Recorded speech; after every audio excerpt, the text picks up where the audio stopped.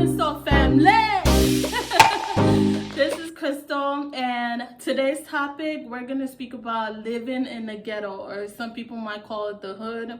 So, and I'm gonna put a video link below of basically describing to you guys more about the topic of how I literally survived being shot. So basically, the reason why I wanted to talk about this topic is because a lot of people, they think like, okay, people have a choice to live in the ghetto, or people, they choose, like, they think a lot of 90% of the people, that's what they want to, they want to live. But the truth is, it's not true. A lot of people, they just live there because of circumstances, finance. For me, for example, for my situation, when I moved there, it was because of finance. And I just literally wanted to be able to save. I felt like, I, as a grown-up, I shouldn't have to ask my parents for help all the time, because they raised me, they did a good job helping me out, and I didn't feel like I should always go to them for help, because sometimes you got to be able to help yourself. You can't just be going to people just to help you out. So living in the hood, I know a lot of people, they told me, they're like, Crystal, you don't look like you lived in the hood. Yes, I do. I just brushed up. Okay, because when I used to live there about 2 years ago, I remember that the way I was dressing is not really the way I dressed there. I was more like, kind of like, my outfit was like, I had to be like, kind of I wore a lot of sweatsuit, because it was a lot of people always fighting there. There was a lot of gunshots, like popcorn, and it was every day, every night. You hear gunshots in the broad daylight. A lot of people, they kept, like, there was a lot of fights. So, even like, because I lived downstairs, and I had people who lived upstairs. So basically, they would like threaten each other with tasers. They'll fight each other. Even in the middle, they had a baby, and they were like smoking weed. They didn't care, because the vent where they lived at was like, the vent, I could smell stuff from the vent that they lived upstairs. So it was like, I could smell like weed and stuff. And cops was always there, and it was to the point cops was there every day. On the day that there's no cops, it was like a lucky day for us, but it was cops every day. And a lot of it is dealing with like crazy stuff, crazy situation, drugs, and mostly violence.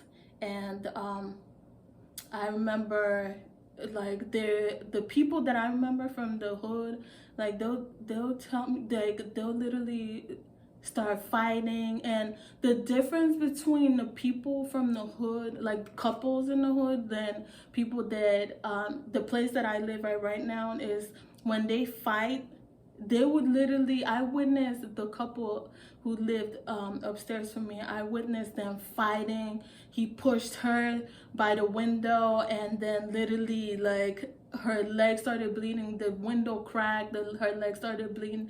He ran outside, and he ran away. And then some other neighbor called the cops, and then when they called the cops came, ambulance came, and she's like, no, I'm all right. They're like, you're bleeding.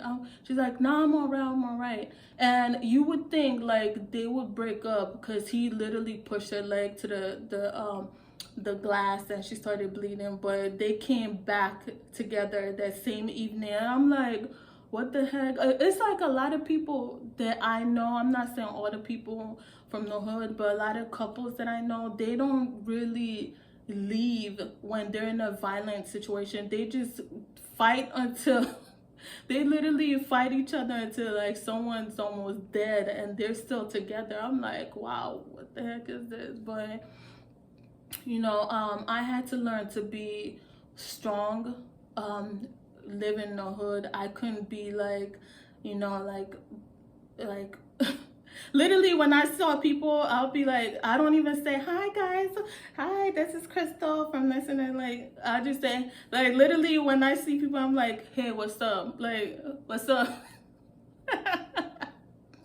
People they found it hard to believe, because I'm like, you know, I had to get myself to be more like, okay, let me calm down, let me be more feminine and all that stuff. But it was to a point I was a bit rough, and you know, I had to stand my ground, because if you don't stand your ground in the hood, if you just like, oh, let me, hi everyone, hi, like you get beat up. Okay, so I had to stand my ground and be tough. That's how life is. You got to be tough. You can't just let people walk all over you, you know, you just got to be tough. So like I said, a lot of people, going back to the way people view people from the hood, like they think like some of them, they just don't want to leave. A lot of people there, they did want to leave when I was staying there with the gunshots and everything. But finance, you know, until you have that finance, then you could be able to know that you could go to somewhere secured.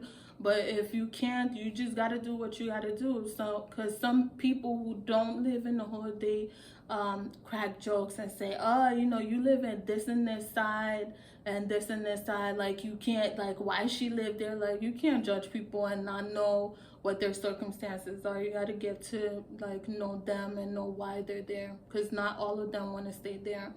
And like I said, for me, there are some people, they're like, they find it hard to know that I find it hard to believe that I lived in the hood, until I start telling them the people, the corner stores, the like the places and the bus stops there, because I had to take a bus you know, by there. So yeah, but that's all I gotta say that I know from the hood. Is just it's crazy. You just gotta be tough. So I don't feel like a lot of people who just feel like they should judge should just go ahead and judge. Until you know people's situation, then you could be able to speak. But if not, I think it's just rude and disrespectful if you just talk about people from there and don't even know why they're there, what circumstances they're going through. So that's all I gotta say, guys. So please don't forget to like, subscribe, share, comment, and click on your description link for your journey to happiness. I love you all. Later.